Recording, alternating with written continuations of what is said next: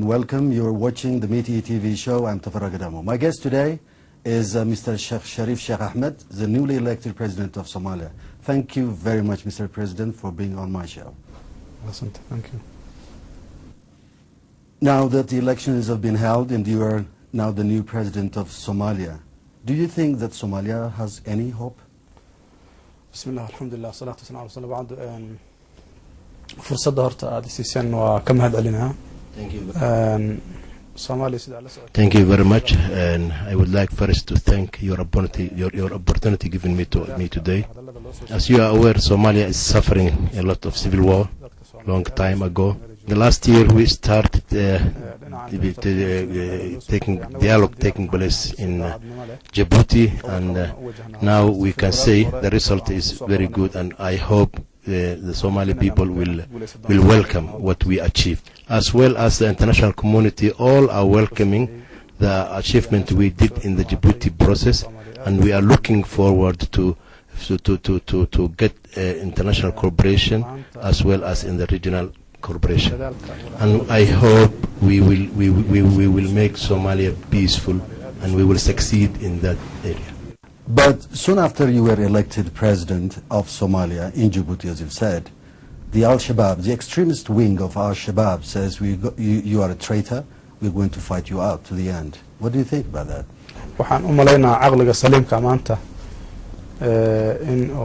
I deny that statement from Al-Shabaab, and I am very sorry to hear it, because one day, starting from my struggle, I was working for the Somali people in order for a long-lasting peace for Somalis.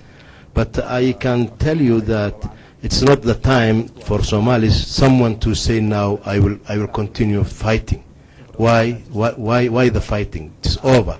We are going through the reconciliation and dialogue process. So I can say only they are not experienced in what's going on international relationship and what's going on the whole world this time. But it's a very interesting point that you raised, Mr. President. But Al-Shabaab has controlled much of southern Somalia, and it is controlled by Doha, and it's moving ahead. Mogadishu is not a safe place to be. Wouldn't it be difficult for you to work for reconciliation? The Somali people is not accepting after today the ideology of the Al-Shabaab, who are only willing to fight only, to kill. But now all the Somalis will come together and face everything in order to get peace for our nation. Do you have any plans to bring Al-Shabaab on board?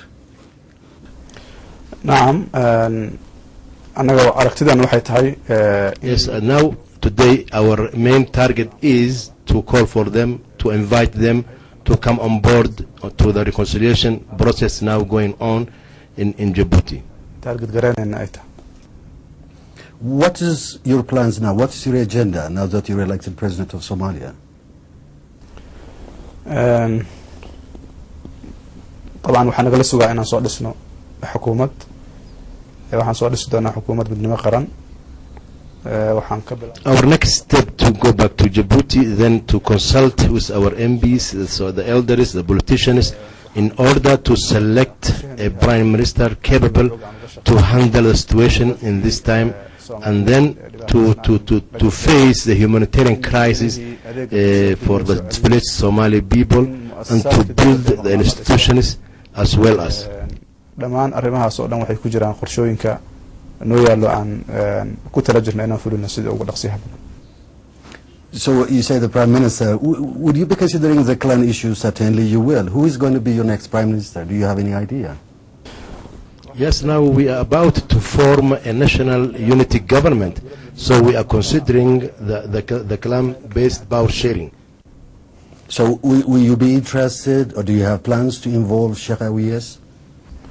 Yes, everyone who is with peace, we are considering him and we are expecting him to be on board with us. Did you talk to him after you were elected president? Sorry, because when I was elected, after swearing in, we came straight to the AU summit.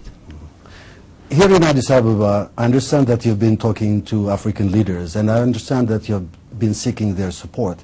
I understand that you've been talking to members of IGAD. What are you expecting from the organization from the African Union and from IGAD? Yes, when we came here, the AU recognized us as a newly elected president for Somalia, and they welcomed us warmly. We met with them, all the leaders of the African nations, as well as the IGAD countries. And then I hope we had a positive meeting with them, and they encouraged me that they will assist my government soon as possible.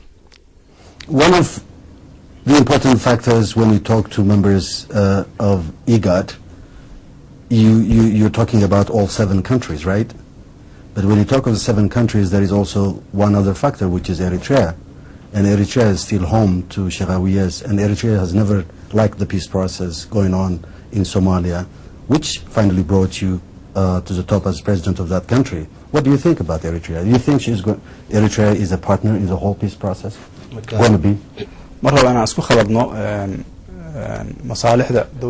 I don't want to mix the interests of some nations here, but what I would like to emphasize is now the African countries, especially the IGAD countries, are ready to assist my government and to assist the Somalis to get stability, and I hope Eritrea will follow that direction, and I don't want to say much about that direction.